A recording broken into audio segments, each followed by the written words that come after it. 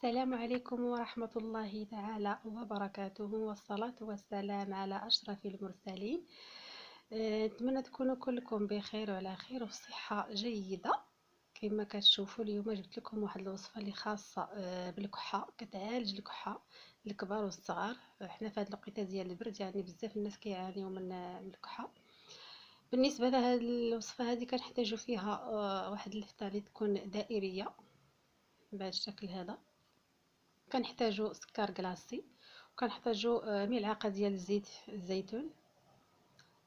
كنحاول هاد اللفته هادي كنحاول نخويها من الداخل بهاد الطريقه اللي كتشوفوا.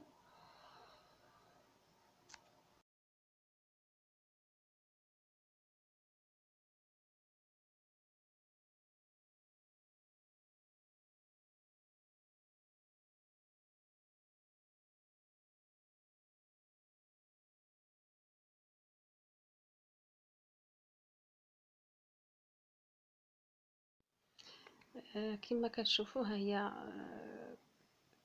من بعد ما خويتها كنواخد واحد المسمار وكنثقبها بهاد الطريقه هذه، تندير فيها تقيبات.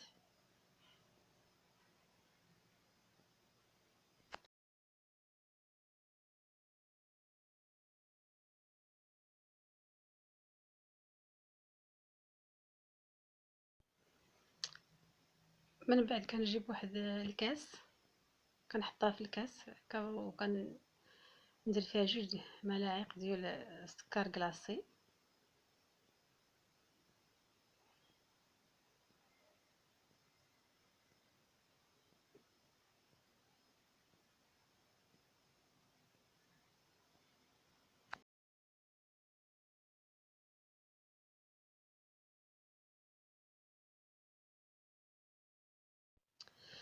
من بعد كندير واحد الملعقه ديال زيت الزيتون،